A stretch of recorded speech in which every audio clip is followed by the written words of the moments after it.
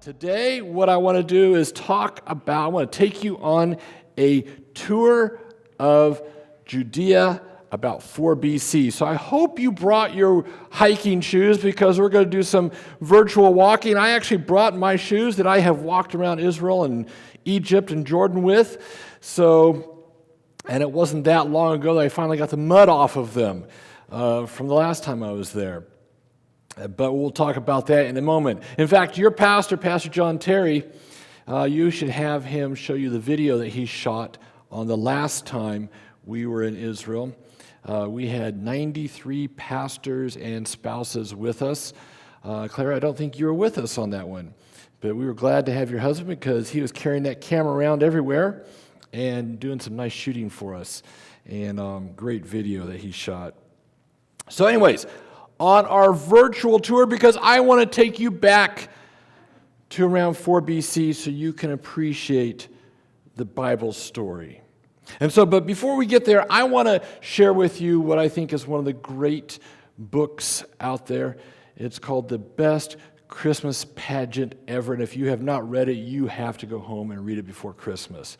It is a great little story, but it opens like this. The Herdmans were absolutely the worst kids in the history of the world. They lied and stole and smoked cigars, even the girls, and talked dirty and hit little kids and cussed their teachers and took the Lord's name in vain and set fire to Fred Shoemaker's old broken down tool house. You see, these kids, the Herdmans, had never heard the Christmas story before. But what they did hear was that this Christmas pageant that was being put on with these kids as actors was serving snacks. And so they came for the snacks. And then they started taking positions like Mary and Joseph and the woman conducting the pageant realizes you can't have kids doing a Christmas pageant who have never heard the Christmas story. And so then she proceeds to tell the Christmas story. And when they get to the part of Herod wanting to kill baby Jesus, these herdmans, these worst kids in the history of the world, are so incensed that somebody wants to kill the baby Jesus, they want to know who amongst them is playing Herod so they can beat that kid up. Now, you and I, we laugh at that, but in some ways, maybe are even a little jealous because that story was so real to them. And yet to you and I who have the privilege of every year we retell this story, we sometimes yawn. And we're like, yeah, okay, Herod, the guy who was king of Judea, got skunked by the wise men, and we leave it at that. But this morning, I want to take you on a virtual journey, and I want to introduce you to King Herod so that you can reappreciate the Christmas story. So come with me as we go. And if you are feeling the effects of these past few years, the politics, the COVID, the drought, the fires, the inflation, the prices at your gas pump, this story's for you. Because the shadows that you and I are having to contend with are not new. It has always been a challenge to find the Christ child at Christmas. Matthew starts his story this way. You heard it in our scripture reading, Matthew 2:1. After Jesus was born in Bethlehem in Judea during the time of King Herod. Now, if this is an old-fashioned movie, about this time you would hear gasps because Herod was not a good guy. Herod was in control of everything that was going on. And in case you're like me and you have never watched the Game of Thrones, and I am highly not recommending it, it's not a Christian series, let me explain what it's about. It's a fantasy series based in kind of the medieval world And it's this struggle for power, violent, bloody, even towards women and children. And here's the challenge. That describes what Herod was doing very well. In fact, Herod's doing other things as well. But the violence, and was Herod good at playing Game of Thrones, the real life Game of Thrones. Herod is excellent at it. And in fact, when we find young Herod, he is not the king of Judea, he is the governor of Judea. And he's fleeing for his life with his family. He's young, he's powerfully built, he's described as handsome, maybe even sounds like a TV actor. And he's having to flee with his family because the Parthians from present-day Iran have come down into Judea to try and take over the land. And Herod does not have an army strong enough to withstand them. And so he and his family are fleeing, hoping that somewhere along the way they can get help. So he flees down towards Egypt. Along the way, he stashes his family at Masada. Later on as king, he will build a fortress there. Masada will become famous much later in the Jewish revolt. But during this time, he's hoping his family can stay safe long enough that he can get help and come back and rescue them. So he flees on as fast as he can because they were not able to go as fast with him, and down to Egypt. And here's the irony. Many years later, he's going to be sending another family fleeing him down to Egypt. There are some similarities here to the story. So Herod gets down to Egypt, and he seeks help from Cleopatra. Yes, the Cleopatra. And as he's looking for help from her, her boyfriend happens to be Mark Antony, very powerful in Rome, and so she arranges to send Herod to Rome, to Mark Antony, where Mark Antony requests from the Senate successfully to send troops back to Judea. They come back to Judea. They're able to kick the Parthians out. Herod is able to get to his family in Masada almost in television movie fashion in the nick of time and rescue his family. And here is where Herod is excellent at the Game of Thrones. You see, he got help. And so what does he do? He now wants to make sure that he stays friendly with Mark Antony. That's, of course, as you know, Cleopatra's boyfriend. So what does he do? Next to the Temple Mount, he builds a fortress. And he names the fortress Antonia after Mark Antony. You know who. And Herod, this is going to mark a trend. You're going to see this trend not much longer. Before much longer, I should say, where he is naming things after his patrons. But as I said, Herod is excellent at this whole Game of Thrones power business, and he knows how to make friends. And if he had one noble quality, and maybe only one, and that is Herod was loyal. Loyal. And so if you know your history, your Roman history, you know that Mark Antony and Cleopatra go against Octavius, and they are both battling for power. Now, Roman politics, the loser, if they are lucky in Roman politics, just loses all their possessions, loses their fame, their wealth, everything, and they get banished. That's the lucky ones. Most of them die, either by their own hand or by somebody else. And so when Mark Antony and Cleopatra lose, they commit suicide. Herod, on the other hand, remember I said that he's very good at this Game of Thrones business? Well, Herod goes straight to Octavius. And it is amazing what he does with Octavius. I mean, the guy has incredible chutzpah. And so Herod is in trouble because, as I said a moment ago, back the loser means you're in major, major trouble. But look what Herod does. He dresses as a commoner, doesn't wear his regal clothes. He goes to Octavius, and if you remember, Octavius is Caesar Augustus. Goes to Octavius and delivers one of the all-time greatest speeches ever. Listen to the chutzpah in this speech to Octavius, who is probably thinking, there's a sword being sharpened for your head right after this. Listen to what Herod says to Octavius. He says, Caesar, it was Antony who made me king, and I admit I rendered to him every possible service. God has granted you victory.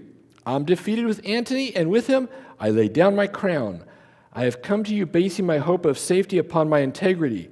I hope you will ask yourself not whose friend, but how loyal a friend I have been. That's chutzpah. To tell the Caesar, you know what? It's true. I wasn't on your side. I was on the other guy's side. But that shouldn't matter. I was a really loyal guy, and you should remember that part. That's incredible. And as I said, Herod is incredible at this whole Game of Thrones thing because not only does he now he's king of Judea rather. He goes back, has all his land. All the other losers lost their lives, but Herod is in power. And if you were a Jew living in Judea at the time, hoping that Herod would lose his head too, and maybe, just maybe, somebody a little bit better would come in, no, that was not going to happen. Not with Herod in power. That's how powerful Herod was. His political skill was amazing. But not only that, not only was Herod a political mastermind, scholars estimate that he was possibly the richest man in the world at that time. His net worth, they estimate, to have been not 10 times the gross domestic product of Palestine, no, 100 times. California's gross domestic product last year was like $3 trillion. Put another 2 zeros after that. 300 trillion would be the equivalent of what Herod's wealth was. It's amazing. And oh, by the way, you know the saying? Money is power. And not only was he politically skilled, this guy is filthy rich. And part of that money, it's coming from different places. Part of it's taxes.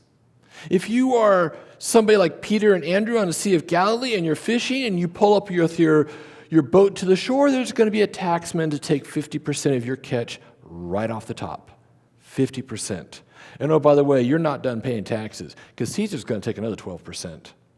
And then the taxman's going to take some. And by the time all is said and done, they may be taxing you as high as 80 to 90% of your income. And so it's like, Merry Christmas to you. You have no money because the taxman taketh it all. People are barely eking by. And meanwhile, you see Herod with his palatial palaces, and inwardly you groan. Maybe inwardly you seethe when you see the opulence and the power that Herod has, and he is backed by Rome, and you know there is no one that's going to challenge him. That's what it's like living under Herod. But not only that, but not only was he powerful, but then Herod decides with his money that he is going to build things. Now, you have to know, in Israel, the spice trade from the Middle East goes through Israel, and Herod wants a piece of that. And so what he needs is a port, because he doesn't control the ports right now. That was a different deal with Rome, and so Herod doesn't have a port. And so he decides, I need a port.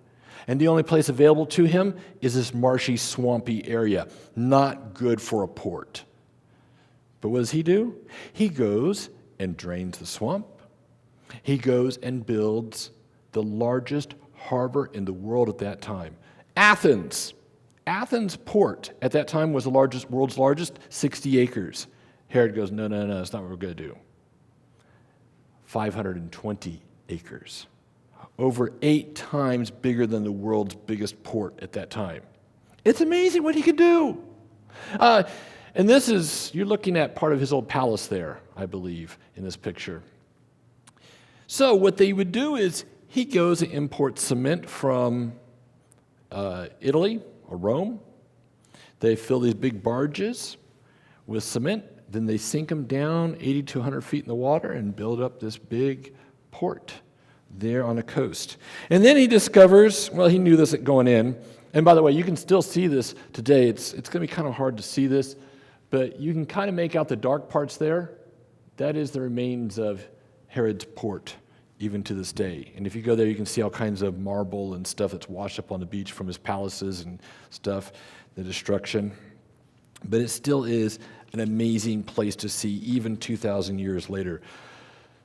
His city, new city that he named Caesarea after you know who, has no water, fresh water. So there's fresh water, it's 19 miles away. So what do you do if you're Herod?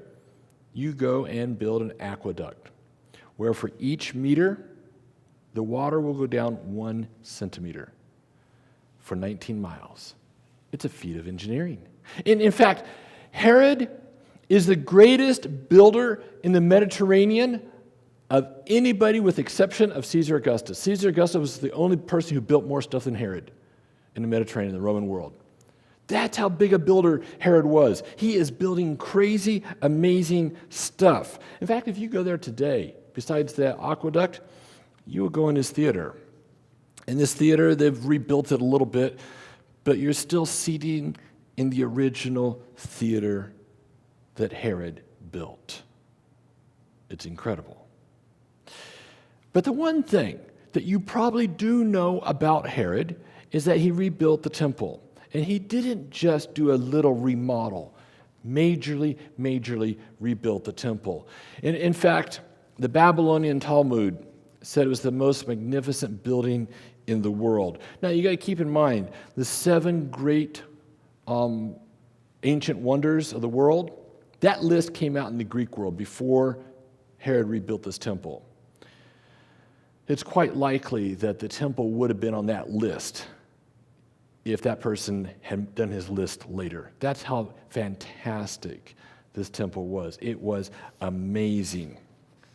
He hires 18,000 people to build it. It is said that there was not a sound of chisels on the ground. And they're using a lot of blocks. So what are they doing? They're having to chisel the block precisely somewhere else and bring it in. But let me tell you about the blocks. There is a stone in there called the Western Stone. You can see 2 of our pastors there looking at it. What you have to understand about the Western Stone, it's 46 feet long by 10 by 10. Do you know how much that weighs? You can see it on the screen behind me. 415 tons. It is a huge block of stone. We don't know much about it. We don't have good engineering ways even today to bring in that size of block of stone today. We don't know how they did it back then. We can surmise, how they got it in, but it'd be really fascinating to know that stone's history, and we don't know that stone's history. And by contrast, the biggest stone in the pyramids is only 15 tons. Herod and what he championed to be built was amazing. Herod designed a new kind of ship, even because he didn't like the way his ship sailed. He built a lot of things around the Mediterranean that are not in Israel.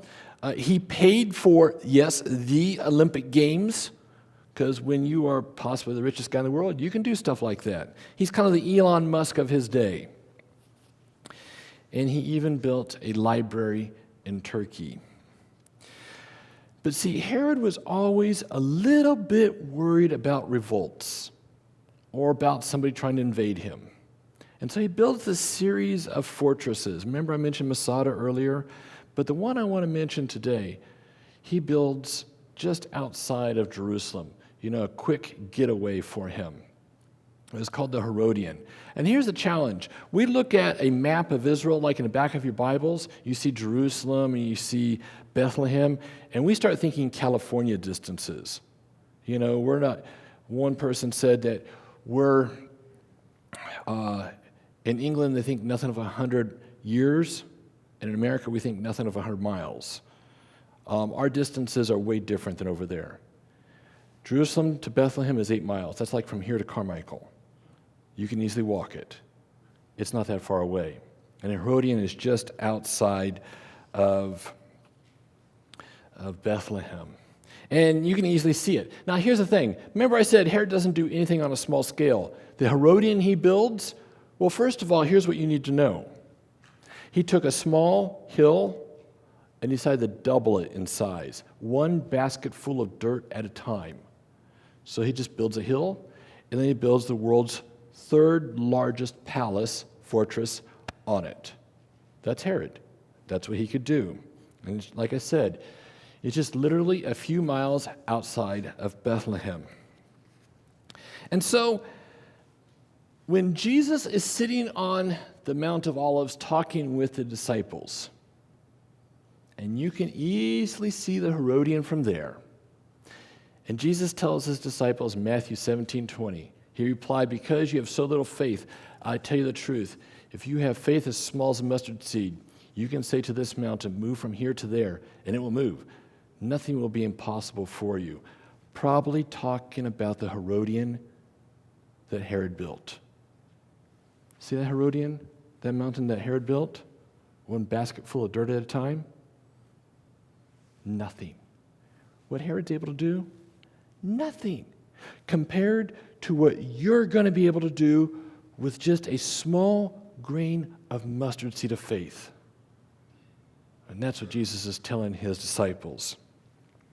In fact, this picture here is the Herodian seen from the bus window in Bethlehem.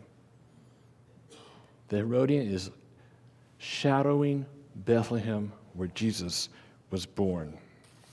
So Herod, he's a political genius. He's an economic juggernaut. And oh yeah, at the end of his life, he is a paranoid killer. So in spite of all Herod's done, he is worried that people are out to kill him or to take away his power. And so it just drove the end of his life. He knew the Jews hated him, and consequently, he was ruthless towards them. One time, he takes all the ruling Jews, takes them to the hippodrome, and kills them all. And he knew that when he died, there was going to be celebrations. So what do you do to make sure there's no celebrations at your death? You go and fill the hippodrome again with all the leaders of the Jerusalem, and you say, when I die, they die too. So there's going to be mourning at your death. They don't want you to die now. Fortunately for the Jews, that was never carried out. But that's who Herod was, a paranoid killer. Herod goes and appoints his brother-in-law illegally as high priest. And after he appoints him as high priest, Aristobulus is his name, becomes very popular. That's not what Herod wanted. Remember, Herod's the type of guy who would dress in common clothes at night and walk the streets of Jerusalem, listening for what people might say about him. And if he didn't like what he heard somebody say about him, sends his henchmen back the next day and you're dead. That's who Herod is. And so when he finds out that his brother-in-law is more popular than he is, he invites him down for a water polo game down in his palace in Jericho. Oops, the guys are kind of rough and you drowned. Well, Aristobulus' sister happened to be Mariamna, Herod's favorite wife. Herod's sister and mother accuse her of being unfaithful. Herod's paranoid, has her killed. And then will grieve over her for the rest of his life. Herod's sons weren't safe, and so Herod goes and has 3 of his sons killed because he's worried that they're trying to take away his power. This occasion, Caesar Augustus to say, I would rather be Herod's pig than his son. Why? Because Herod, while he's not Jewish, followed the Jewish kosher laws, and so pigs around Herod are pretty safe, but not his sons. Herod, now you're beginning to understand why Herod reacts to the Magi the way he did. Matthew 2:3 says this, when Herod heard this, he was disturbed, and all Jerusalem with him.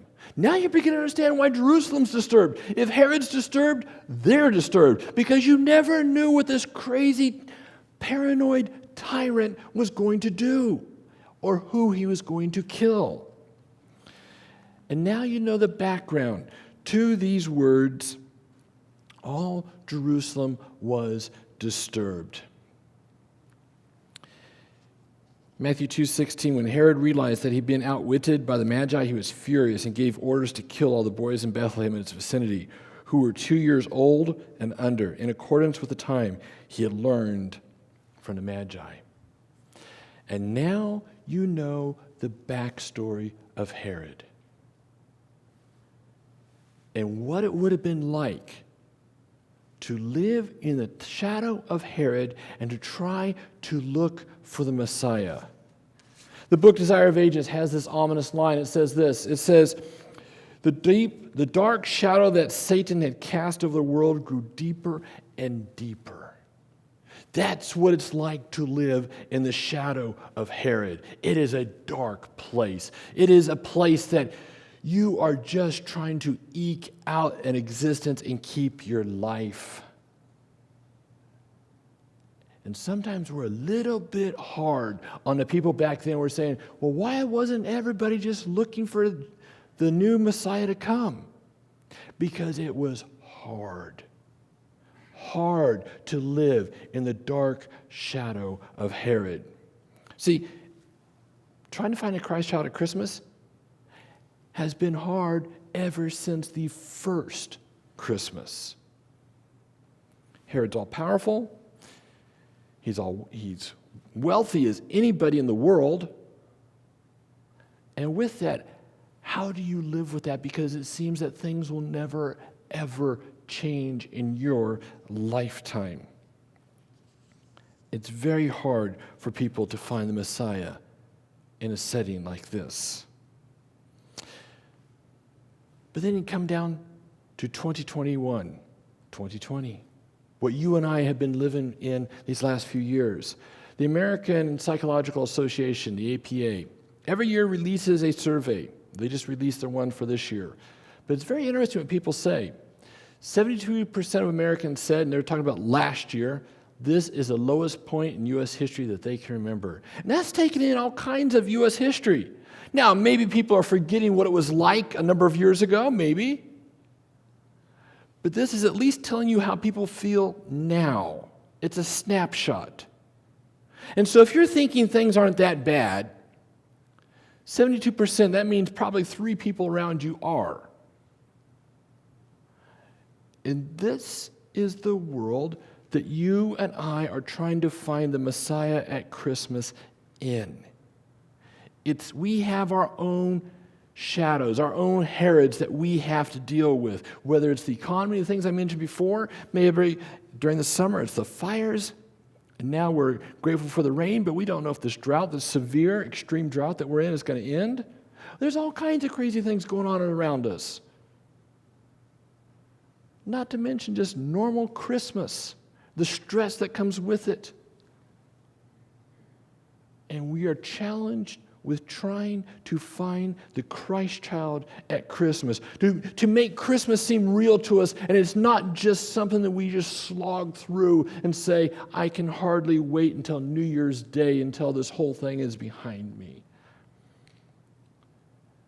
I'm inviting you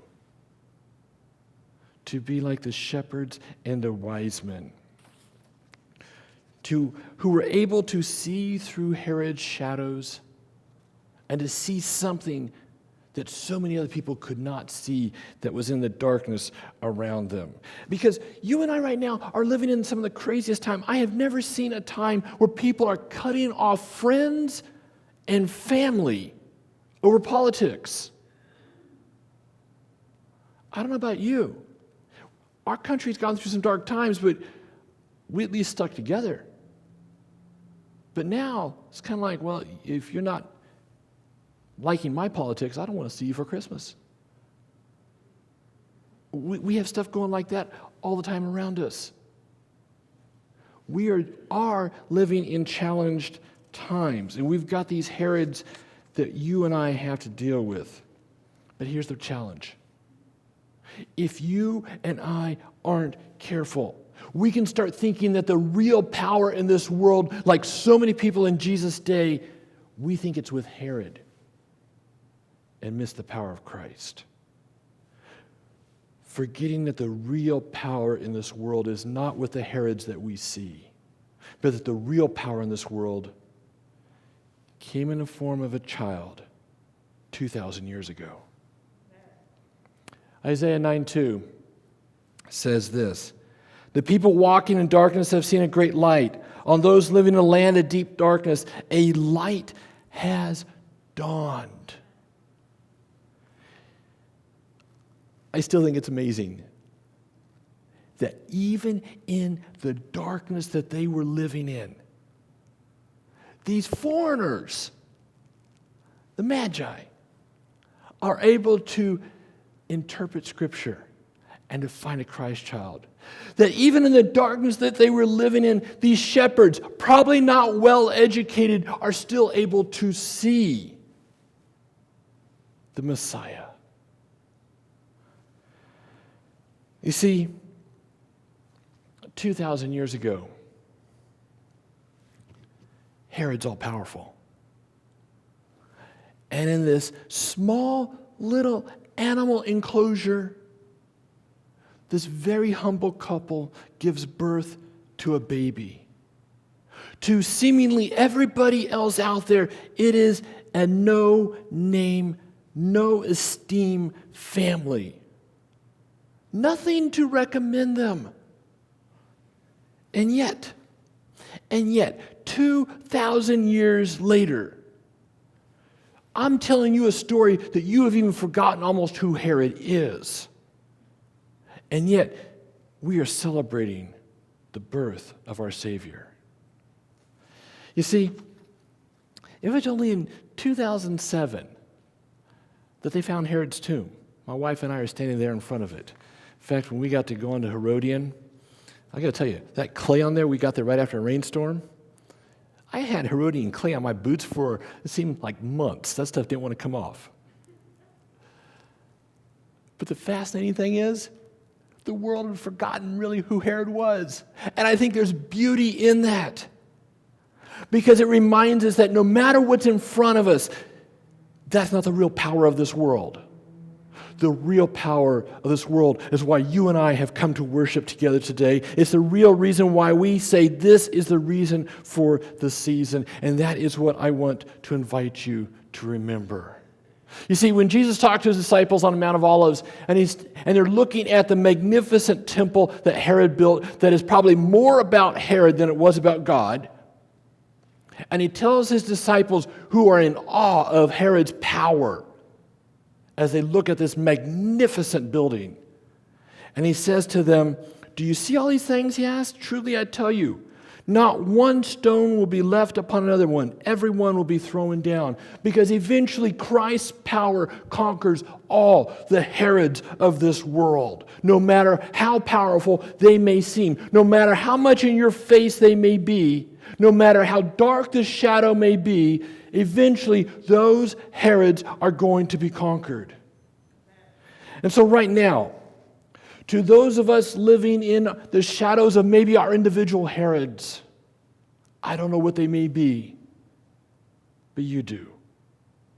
I want to invite you to see what the shepherds and the wise men saw, to see through the darkness to the light, and to come once again and to worship the Christ.